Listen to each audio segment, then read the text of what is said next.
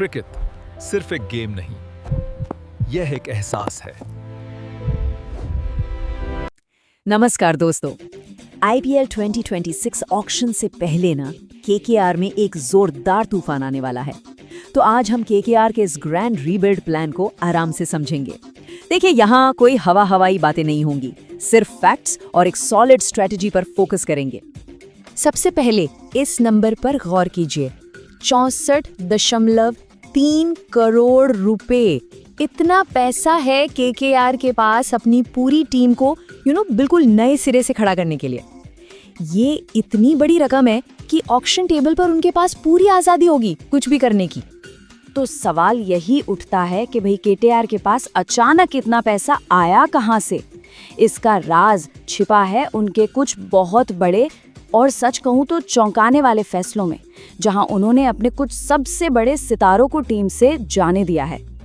तो चलिए अब देखते हैं कि वो कौन से बड़े नाम हैं जिन्हें केकेआर ने रिलीज किया और क्यों हम इसे एक बड़ा रीसेट कह रहे हैं। ये है वो नाम, Andre Russell, Venkatesh Iyer, Quinton de Kock और एनरिक नॉर्किया। ये सिर्फ खिलाड़ी नहीं थे, ये केकेआर की रीढ़ की हड्डी थे। इनके जाने का सीधा मतलब है कि केकेआर को अब अपना पूरा ढांचा ही फिर से तैयार करना होगा। अब जाहिर सी बात है, जब इतने बड़े सितारे जाएंगे तो टीम का बैलेंस तो बिगड़ेगा ही। तो अब टीम में कुछ ऐसी बड़ी कमजोरियां आ गई हैं जिन्हें नीलामी में भरना बहुत जरूरी हो गया है। सबसे पहली और शायद सबसे बड़ी प्रॉब्लम है टॉप ऑर्डर। डी कॉक और अय्यर के जाने से केकेआर की शुरुआत ही कमजोर पड़ गई है। उन्हें अब न सिर्फ एक एक्सपीरियंस्ड बल्लेबाज चाहिए, बल्कि एक ऐसा इंडियन ओपनर चाहिए जो लोकल कंडीशंस में प्रेशर को हैंडल कर सके। और फिर आते हैं आंद्रे रसेल, ड्रे रस। उनके बिना टीम की जो मैच फिनिशिंग पावर है ना, वो लगभग खत्म हो जाती है। वो सिर्फ आखिरी ओवर्स में बड़े हिट्स नहीं मारते थे। सोचिए, एक ऑलराउंडर के तौर पर टीम को जो बैलेंस देते थे वो गजब का था। उनकी जगह भरना ये केकेआर के लिए शायद सबसे बड़ा चैलेंज होने वाला है। बॉलिंग में भी एक बड़ा गैप बन गया है। एनरिक नॉर्किया जैसे तेज गेंदबाज के जाने से, खासकर डेथ ओवर्स में, केकेआर के पास कोई ऐसा बॉलर नहीं बचा जो अपनी रफ्तार से बल्लेबाजों को परेशान कर सके और रन रोक सके। तो ये तो हो गई सारी प्रॉब्लम्स, लेकिन अब बात करते हैं सॉल्यूशंस की। ऑक्शन के बाजार में ऐसे कौन से खिलाड़ी हैं जो केकेआर की इन खाली जगहों को वाकई भर सकते हैं? विदेशी खिलाड़ियों की लिस्ट देखें तो 3 नाम सबसे ऊपर नजर आते हैं।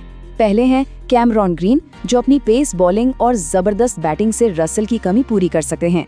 दूसरे मथीशा पथिराना, जो अपने यूनिक एक्शन से डेथ ओवर्स की प्रॉब्लम सॉल्व कर सकते हैं।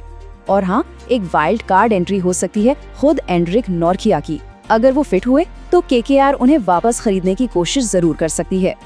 लेकिन देखिए, सिर्फ विदेशी खिलाड़ियों से तो टीम नहीं बनती, एक मजबूत इंडियन कोर बनाना भी उतना ही जरूरी है। हो सकता है केकेआर वेंकटेश अय्यर को ऑक्शन में दोबारा टारगेट करे। साथ ही कार्तिक शर्मा जैसे यंग इंडियन विकेटकीपर बल्लेबाज टीम को एक नई एनर्जी और स्टेबिलिटी दे सकते हैं।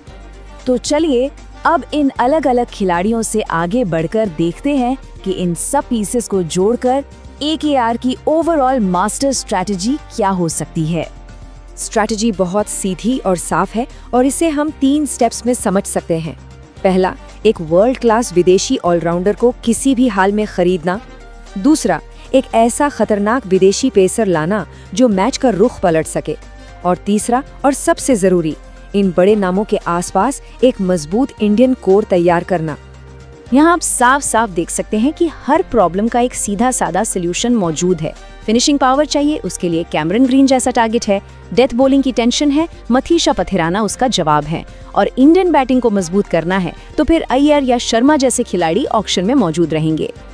तो आखिर में सबसे जरूरी बात यही है, केकेआर की जीत सिर्फ बड़े और फ्लैशी नामों को खरीदने से नहीं होगी, बल्कि एक बैलेंस टीम बनाने से होगी। स्मार्ट बाइंग और इंडिया के डोमेस्टिक टैलेंट पर भरोसा, यही केकेआर के लिए जीत का मंत्र है।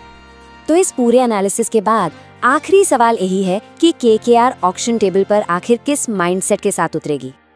उम्मीद तो यही है कि हम एक बिल्कुल नई केकेआर को बनते हुए देखेंगे। वो यकीनन कुछ बड़े विदेशी खिलाड़ियों पर पैसा खर्च करेंगे, लेकिन उनकी असली कामयाबी इस बात पर डिपेंड करेगी कि वो एक ऐसी मजबूत इंडियन फाउंडेशन बना पाते हैं या नहीं, जो आने वाले कई सालों तक टीम को ताकत दे।